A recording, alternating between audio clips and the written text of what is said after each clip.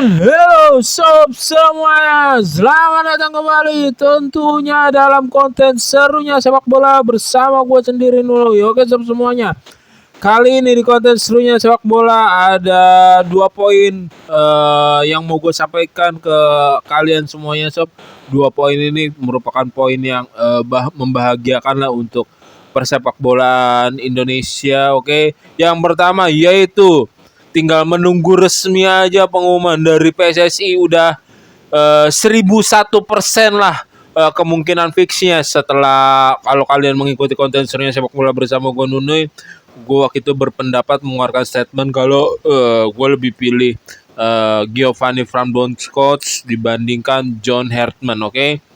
Dan namun kenyataannya berjalannya waktu dari seminggu sebelumnya nih, dari seminggu kemarin gue baca nampaknya Indonesia PSSI sudah bernegosiasi, sudah menginginkan kalau George Hartman yang melanjutkan kursi nahkoda timnas Indonesia. Makin kesini 3 hari, 4 hari, 5 hari sisanya itu makin kencang, makin bertiup kencang kalau John Hartman yang akan melatih timnas Indonesia. Sampai ya dari beberapa artikel bola, pandit ternama aja bikinnya beberapa kali konten, dan ya kemungkinan besarnya memang udah 1001% seperti yang tadi gue bilang ke kalian semuanya sob, kalau John Hartman ini yang kemungkinan yang hampir pasti, karena tinggal menunggu pengumuman aja ya, terpilih menjadi nahkoda timnas Indonesia yang lebih lanjutnya, bukan Giovanni Van Bronckhorst. Oke. Ya padahal pilihan gue, insting gue lebih ke Giovanni Van Bronckhorst daripada John Hartman ini. Tetapi ya kalau misalkan John Hartman mungkin dinilai lebih baik, ya gua nggak masalah gitu. Tetapi kan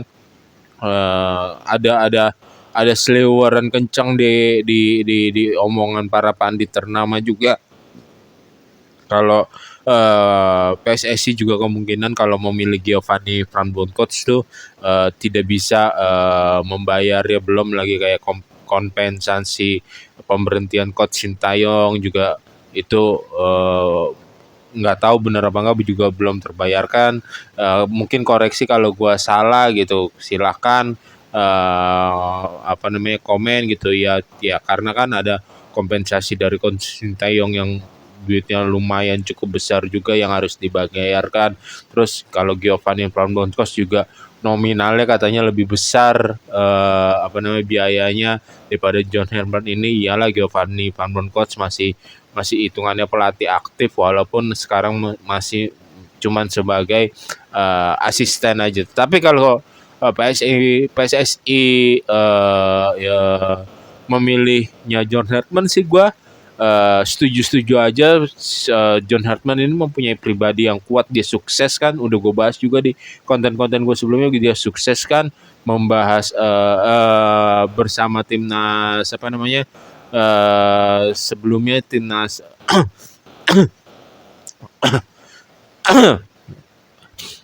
membawa ke Piala Dunia, dan dia George Hartman ini ditawar bersama timnas Kanada, ditawar sempat ada yang meminati 2 timnas sebelumnya, bahkan berpotensi untuk melatih timnas ke Piala Dunia lagi kayak Honduras, terus satu lagi apa tuh gue lupa lagi.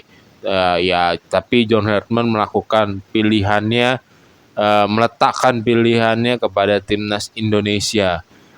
John Hartman sendiri ya sukses membawa Kanada masuk Piala Dunia.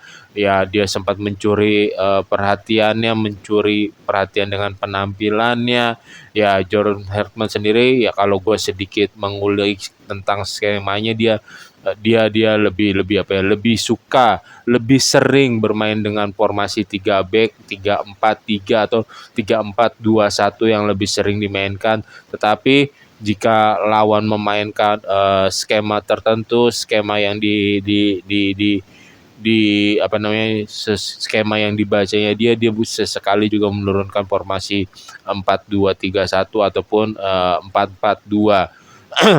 John Redmond ini ya dinilai ya cocok lah dia, kita sering bermain dengan posisi 3 back, kita kuat dengan bermain 3 back, kita kuat dengan bermain reaksi football, kita kuat ketika bermain apa namanya, ada ya ciri khas John Redmond ini ketika dia mempunyai strategi counter pressing, di mana itu ketika kita kehilangan bola langsung ada beberapa pemain yang berinisiatif untuk mempressing, untuk mau merebut bola kembali, untuk memarking lawannya, dan itu merupakan identitas John Redmond yang sepertinya bisa diterapkan juga di timnas Indonesia. Ntar ada satu pemain lah yang menjemput bola untuk mengalirkan bola, yang pemain tengahnya tuh biasanya, dan pemain backnya melebar dan untuk menjalankan mendistribusi bolanya dari bawah. Ya biasanya pemain tersebut mungkin ada gambaran Tom Hayal lah yang turun untuk menjalankan bola, mengalirkan bola. Ya bisa kita lihat nanti ke depannya di timnas Indonesia, atau timnas Indonesia bahkan butuhnya permainan seperti apa. Mungkin John Redmond diharapkan bisa membaca dan membentuk karakter timnas Indonesia menjadi lebih kuat lagi ketika nanti bergabung gitu.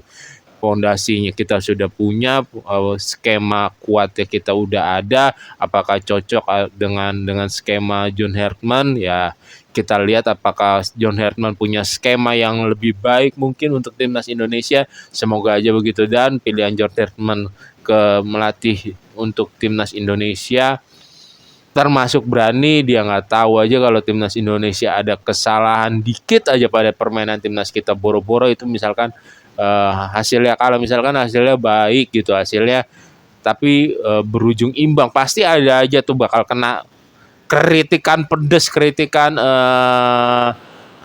menyakitkan dari para netizen kita yang jempolnya ringan itu. Tapi ya John Redmond gua rasa sih punya kepribadian yang cukup kuat, dan semoga aja bisa berkompromi, bisa membuat timnas kita menjadi lebih baik lagi dan nyetel lah, terutama kembali bisa berbicara di Asia lah. Dan John Redmond sendiri rencana akan dikontrak 2 tahun dengan opsi perpanjangan kontrak 2 tahun sampai 2030 nanti, dan tinggal kita tunggu aja John Redmond kapan diumumkan resminya oleh PSSI, dan semoga ini menjadi pelatih bukan terbaik sih, menjadi pelatih yang lebih baik dari era sebelumnya ya. Dan ya kita nikmati bersama dengan kepelatihan baru John Redmond nanti. Oke, untuk poin selanjutnya yaitu gue pengen menyampaikan beberapa hari lalu timnas futsal kita menjuarai SEA Games, menyumbangkan emas untuk Indonesia, dan perjalanan di SEA Games-nya benar-benar gue bilang ya termasuk luar biasa. Dan di partai terakhir juga menundukkan tuan rumah Thailand dengan skor mode bantai-bantai 1-6 apa 1-5 tuh, gue sampai lupa. Gue hampir gue selalu menikmati, gue mengikuti terus setiap perjalanan timnas Indonesia di SEA Games kemarin, lawan Myanmar, lawan Vietnam, lawan Malaysia, dan lawan Thailand itu sendiri.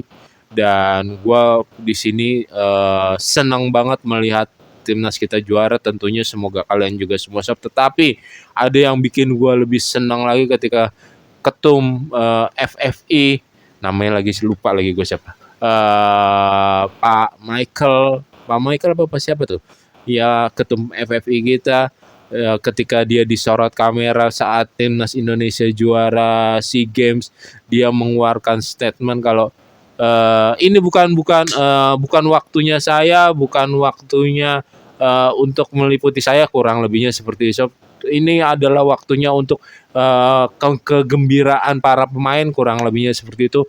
Itu benar-benar kayak dia pengen memberikan ke pemain rasa bahagia, ya rasa atas raihan yang udah diraihnya, tetap pengen ini waktunya memberikan para pemain, menghargai para pemain atas keringatnya yang bercucuran. Gua senang banget sama ketua FFI sekarang, dan tentunya dia membentuk ini nggak sembarangan gitu. Dia menanyai orang yang benar-benar berkompeten di dunia futsal, siapakah pelatih yang cocok untuk timnas futsal, dan Piala AFF udah juara, Piala SEA Games juga udah juara, dan tentunya pemilihan pelatih coach Hector juga berkat dari campur tangan apa namanya, yang benar-benar mempunyai kontribut dan insting yang baik di dunia futsal. Salah satunya yaitu kita tidak bisa mungkiri, yaitu coach Justin, dan dan ketua FFI ini Pak Michael ini benar-benar apa ya, benar-benar membentuk dan menguatkan FFI. Dan ketika dia ditanya, jangan banding-bandingkan dia dengan Pak Erick Thohir waktu konferensi pers, karena ya FFI juga sekarang juga masih di bawahnya PSSI, dia tetap menghargai itu dan dia mengeluarkan statement itu. Gue salut banget, gue salut sekali. Tidak Dia tetap menghargai kalau FFI tetap di bawah PSSI juga. Dan ya selamat untuk timnas Indonesia telah berada di jalur yang tepat bersama organisasi yang tepat juga tentunya. Oke sob, sekian untuk konten serunya sepak bola kali ini. Jika kalian menyukai dan menikmati konten serunya sepak bola, jangan lupa untuk subscribe, comment, like, and share, and see you and bye-bye. Jaga kesehatan kalian.